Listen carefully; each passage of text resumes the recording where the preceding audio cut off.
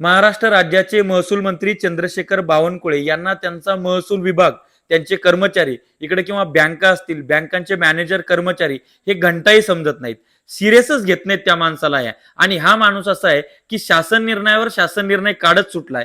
लहानपणी शाळेत आम्हाला शिक्षक म्हणायचे की पुढे पाठ माग सरसपाट, अगदी तसंच फक्त शासन निर्णय काढत सुटलाय हा गडी आणि अंमलबजावणी शून्य आहे.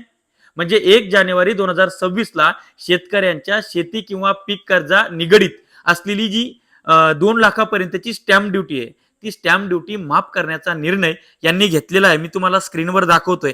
त्याच्यामध्ये जी शेवटची ओळ आहे ती बघा. यामध्ये स्पष्ट लिहिलंय की 26 जानेवारी म्हणजे 1 जानेवारी 2026 पासून पुढील आदेशापर्यंत पूर्णतः माफ करत आहोत. मग ते घोषणापत्र असेल, बक्षीसपत्र असेल, हमीपत्र असेल, तारण गहाण असेल, तारण असेल, या सगळ्या पद्धतीचं जे काय पीक कर्ज, शेती निगडीत कर्ज असेल तर ते 2 लाखापर्यंतचं मुद्रांक शुल्क, ज्याला आपण स्टॅम्प ड्युटी म्हणतो, ते माफ करण्याचा निर्णय घेतलेला आहे. परंतु जानेवारी गेला, फेब्रुवारी गेला, मार्च गेला, एप्रिल गेला, मे गेला, 5 महिने झालेत, अद्यापपर्यंत त्याची अंमलबजावणी नाही.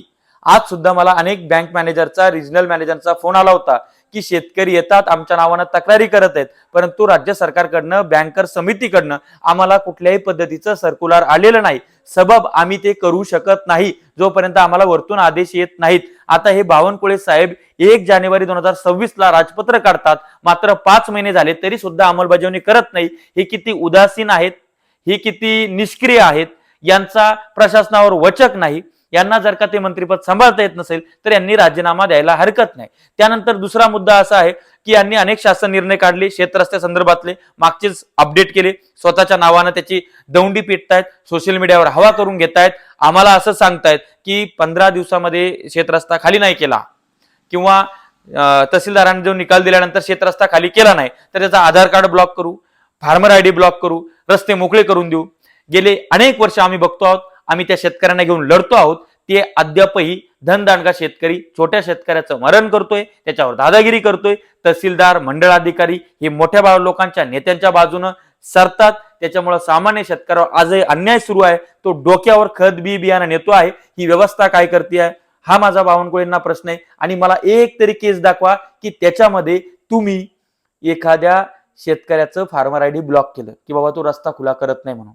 एक दाखवा, एक केस.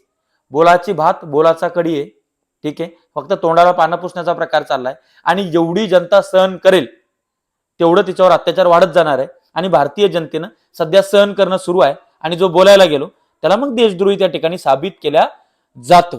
आता हे सगळं आहे, हा महसूल मंत्री बावनकुळेपर्यंत व्हिडिओ गेला पाहिजे.